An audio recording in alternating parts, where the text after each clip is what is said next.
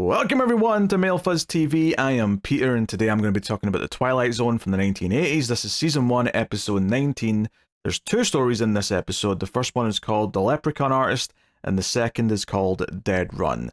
So spoilers for the episode. This is a Patreon sponsored review, so thank you to Cindy for picking this show. So, I don't know how I feel about this one, actually. I would say that I'm kinda,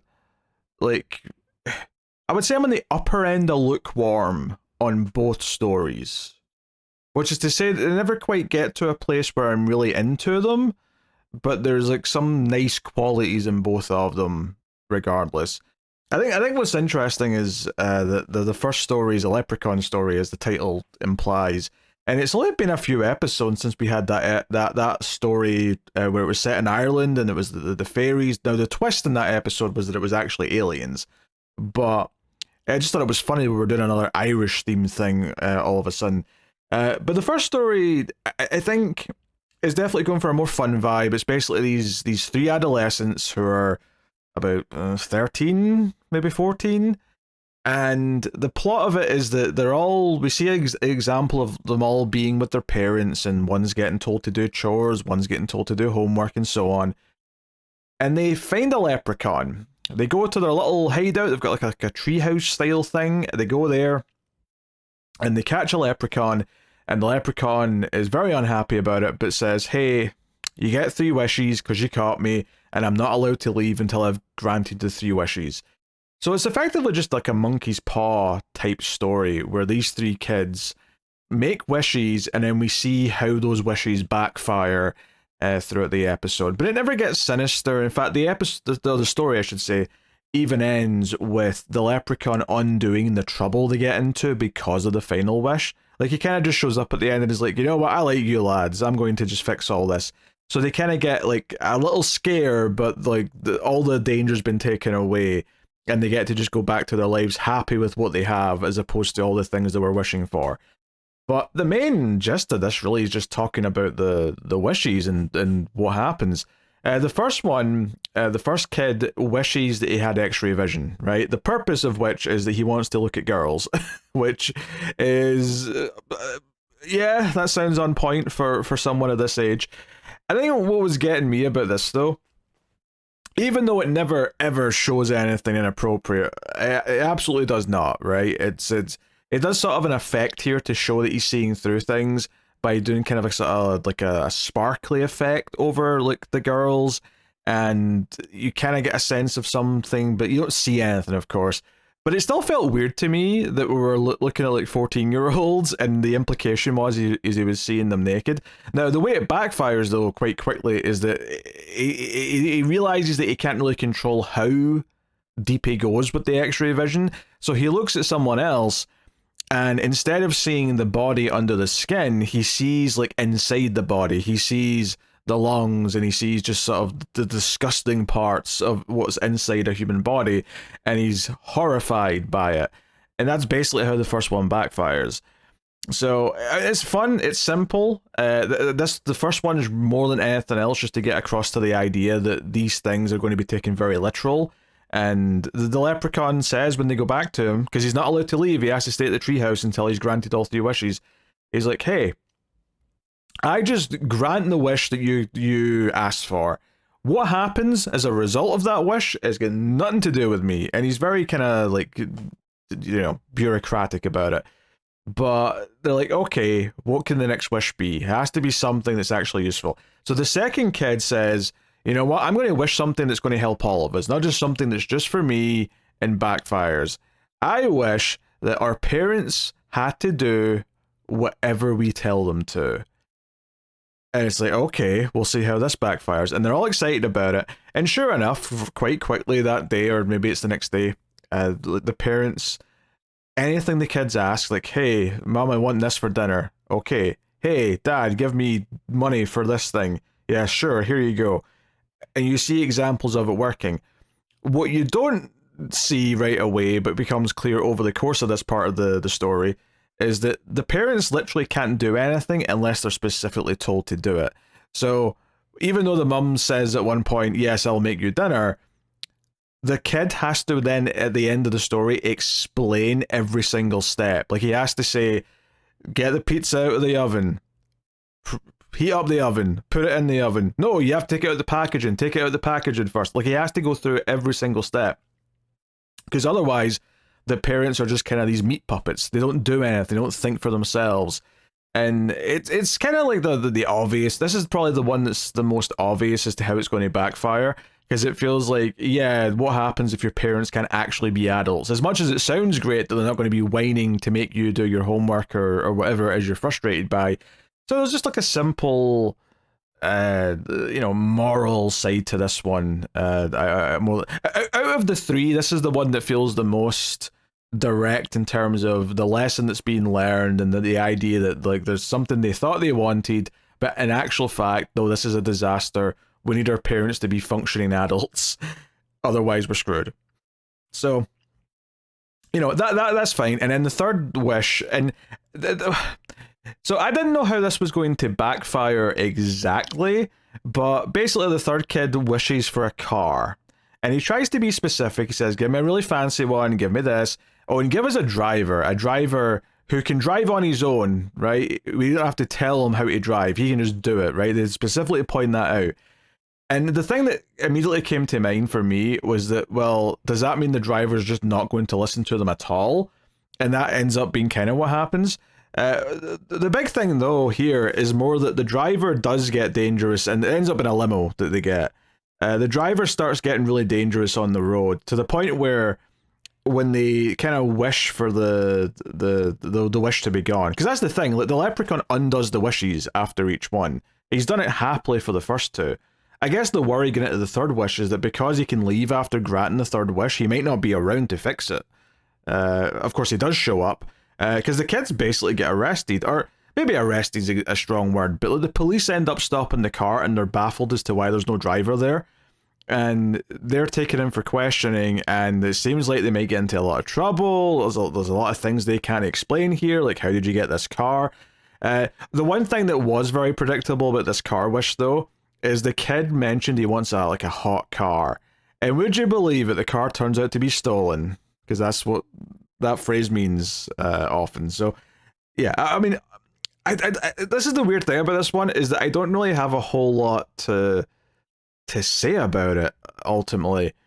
I think the nicest thing I could say is that there's kind of a fun tone to it, and it feels like it's harmless, and it feels like it's trying to just kind of explore what kids would do with a wish, but there's also kind of a lack of any real sense of danger or stakes. But and the fact that it ends with the leprechaun showing up and saying, you know what, I like you guys, I'm going to erase that any of this happened. And all of a sudden, the police that we're talking to are like, wait, why are you kids here? What's up? And they're like, oh, we're just here to say you did a good job. And they leave. And that's where the story ends. The leprechaun just says, I like you guys. You've got spunk, or whatever the phrase he used. And it's perfectly fine. Like, it's a fine little amusing, turn on the monkey's paw, or the wish giver. And that's something that Twilight Zone, going back to the original show, had a lot of episodes where there was some kind of genie or some kind of wish master who could grant something, and there'd be some lesson through the wishes. I suppose it does make sense to do a version where it's a bunch of kids, and I did like that these were kids who all got together and went to their treehouse. I wasn't sure what I was expecting from the story when when all that was set up at the start. It definitely established that they were all close, and I guess I wish that there was something just more interesting for them to go through in terms of a journey, because it kind of just became mostly a guessing game of, okay, how's the next wish going to go bad? How are we going to see it implode? And sure enough, it does, and that's about it. So I guess maybe they thought that the second story was a lot darker in some ways, although it's quite hopeful by the end, but it's definitely a more darker tone story. So maybe that's the idea of pairing this one with that, is that it's a bit more lighthearted and doesn't really have too much in the way of like stakes to make it feel uncomfortable or anything like that. But I don't know. It's what's funny though is one of the kids, I could have swore was like Sean Astin from the Goonies, because he looked very similar to him Not so much in that movie. He looked kind of like he was maybe a little bit older, which actually doesn't make that much sense because this is like the same year, or maybe a year after the Goonies came out.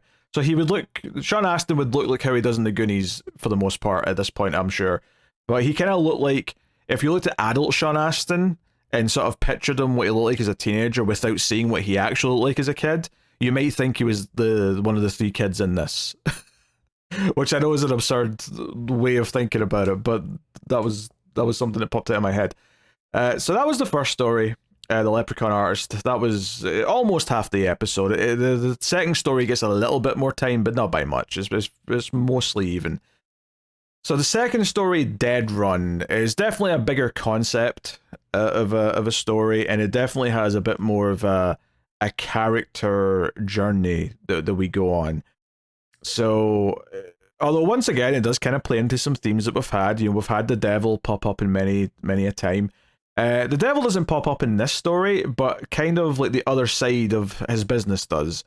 And what do I mean by that? Well, this story is about a truck driver who almost gets into an accident at the start of the episode with a bunch of bikers on the road. He almost runs into like a team of cyclists. And no one actually gets hurt, but when we cut to him in the bar talking to his dad's old friend, he's like distraught because he's like, I could have killed them, I wouldn't be able to live with myself, that kind of thing.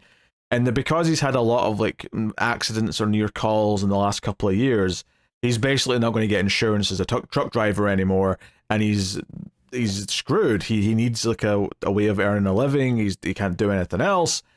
And he's like, hey, can I do what you do, to his dad's friend who's been doing something more mysterious as a truck driver for the last several years. And he's reluctant, but ultimately he says, yeah, sure. And the main character, Johnny, goes on his like next run in the truck. So what it turns out to be is that he is a truck driver for delivering dead souls to hell. Which, it's this idea that they go into some sort of other part of the world through a barrier that's kind of unseen. He just kind of mentions that they've crossed over at one point. And they go to like what's kind of like an internment camp, and there's like all these like scarred looking like prison guards who apparently are really hot to touch. They've got like burning powers. They're just loading people onto the back of the truck that they've driven in, and their job is to take it to hell, which is somewhere they can drive to in this alternate plane of existence that they've driven into, or however you want to look at it. So it's like, okay, this is interesting as a concept, and the souls are being kind of mistreated, and the older guy kind of proves to Johnny that they're dead by stabbing one with his blade multiple times. He says, hey, they don't feel anything. There's not a big deal. Like they can't feel pain anymore. But the main thrust of this episode is the idea that some of the people who are going to hell don't actually deserve to be going there. And this is sort of brought up throughout the story in a couple of different ways. There's some truck drivers at a truck stop on the road to hell that are kind of talking about it. One wants to quit because of it. And then eventually Johnny gets into a bit of a confrontation where he's trying to break up a fight that's started by a bunch of the souls on one of the guards at their next stop. And this soul, who used to work in the management part of hell, tells him, hey, like, some people are getting sent here without like earning it, and this is something we have to stop. We're trying to sort of raise up a bit of a revolt to try and fix this, because the big man, meaning God presumably, isn't actually picking who goes to hell anymore. He's leaving that up to the middle management. And this is something the episode doesn't get into in too depth.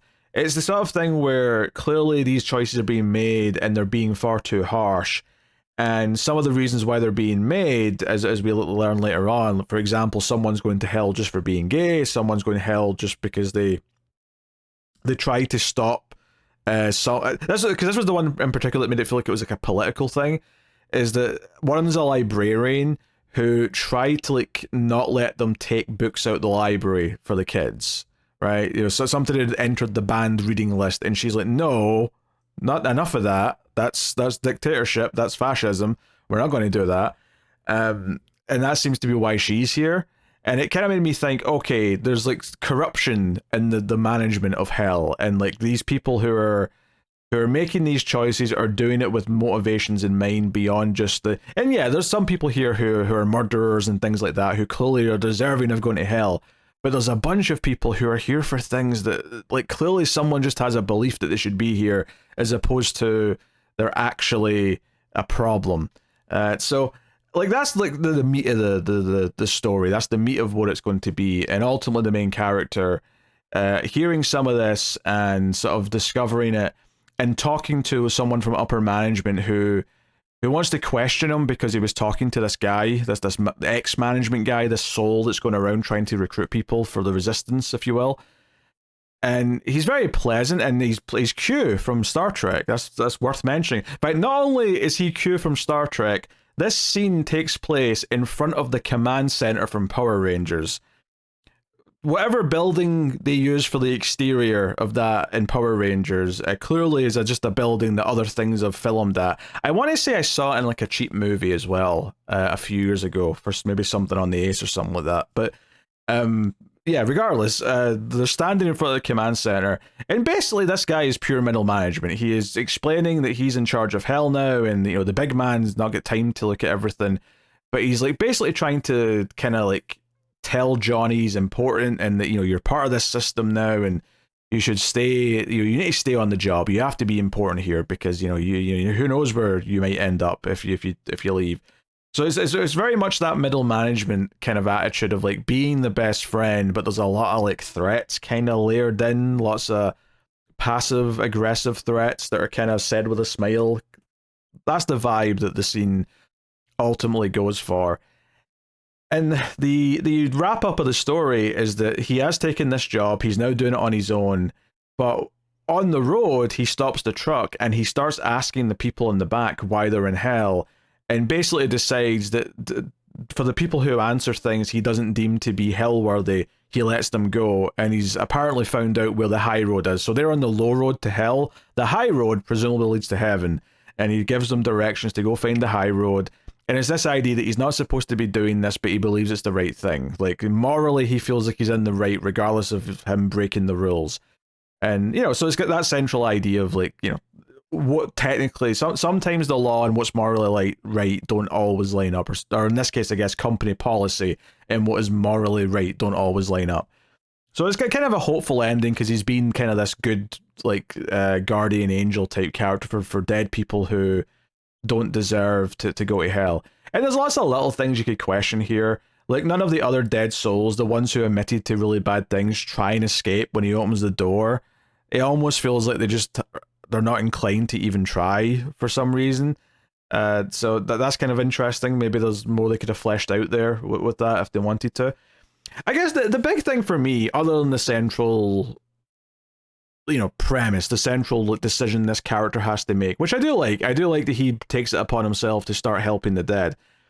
The main thing for me that stuck out to this is about the vibes. I think a lot of the first half of this story, which is his first like run into hell with the other driver, the older guy that knew his dad, when they're on their way in and he's like hearing these sentences of, oh, we've crossed the barrier, or we're coming up to the outer layer of hell, this idea that hell keeps expanding the more souls that go in there. That stuff, like, there's a vibe to it, because they're driving at night, there's a bit of a thunderstorm, they're stopping at a diner, the mood, there's some mood, right? There's definitely some atmosphere for a good chunk of this story. I'm not even sure what exactly is missing for me to put it into great territory, but for whatever reason, I don't think it ever quite nudges over into that realm. It never like turns into being like, oh, this is one of the best stories that this show has done, or is just a particularly great story that's done. But it is solid in concept. It's got a solid character moral at the center, and by the end of the story, you're kind of rooting for him, because you start the story off with him almost killing people by accident. Now, admittedly, he does immediately feel guilty about it, so that tells you he's not like a horrible person. But this idea that we start with him almost being responsible for the death of some people, but by the end, he's sort of trying to make up for whatever mistakes he's had by doing what he believes is right, even if the quote-unquote company is not telling, is telling him to do otherwise, or try to make him a loyal soldier for what they want to do. Like, I think that through line, that core ethical debate is solid. Even if it is very, there's not a lot of like ambiguity to it in a sense. Like, you kind of know, at the end of the episode, you're like, oh, this is the right thing. He's doing the right thing. Like, that's clearly, because the episode presents it in such a way where you can't really even like question the idea that, because when he's at the stop where he ends up meeting the ex-management dead guy, there's a few people who come up to him, a few of the dead souls come up and say, hey, I only did this. I don't know why I'm here. I just never went to church, or I just did this, or and they're saying, hey, I'm not meant to be here, and they're pleading and they're begging. And the argument, of course, from middle management is simply that, well, if you never met a convicted felon who claimed they were innocent, like that's kind of what they're going for. So, I think the core story is good, and I think the vibes of it are pretty good. Maybe the only thing that kind of feels a little lackluster, perhaps, is maybe just the guards for hell at the camps feel very cheap. They're in just these grey helmets with some grey padding, and they've got like whips that they've put like an optical effect over to make it look like they're kind of lasery. Like, they've got like blue kind of laser effects over the whips, and it looks pretty rough. I think this is the element that feels a little strange. Maybe a bit more mood there. Or even just the idea that there's any daytime scenes. The one with the middle management at the command center, sure, fine, that can be daytime. But the scene where they pick up the dead people initially, is in broad daylight, and in the final scene where he lets them go is in broad daylight. And I kind of feel like the road to hell should always have a mood. It should always have a vibe. And it's just like a nice sunny day at the end. And that's a little bit strange, I guess. I get that the scene itself, the content of it is that he's making a good decision, a morally right decision, so the vibe should be happier. But I still think they should be, no, it's like he's giving them a glimmer of hope in this darkness. He's giving them a glimmer of hope in this road to hell. I think that would have worked a little bit more for me. That's not like a huge deal necessarily, but it's just a little thing like that. Maybe just fleshing out the idea that hell is something that at some point was handed over to humans to actually run in some way, or at the very least the road to hell, and like the management of getting the souls there is like, I think there's, if you could flesh that out a little bit more, I think it would maybe elevate it up a little touch, and maybe also flesh out the decision the character has to make. Maybe give him a reason, or maybe even just like a scene where you think he's not going to make that choice, instead of it being very kind of like, straight into the point in one note that he is just going to start doing this like immediately. Because I really like the idea that he finds a sense of purpose by staying here. From talking to this middle management guy and realizing, oh, these souls need me in here because I'm the only hope they have of like getting justice, of getting what they actually deserve. So, and the idea that he's someone who also was seeking redemption, and he's able to give some kind of redemption, if that's even the right word, to some of these dead souls, I think also makes sense to me. So it's pretty solid overall, but just never quite nudged into that great territory for me, where I don't know if it's maybe a rewrite, a couple of details, a little bit of fleshing out here or there, but still, interesting concept, and I'm not mad by any means. So I would say, like, first one is pleasant enough, but very lukewarm. Second story is still, like, lukewarm, but it's on the brink of being out of lukewarm. It's, like, almost into, like, arguably even is a little bit into good, but it's just not into great. So, anyway, that's how I feel about this Twilight Zone episode.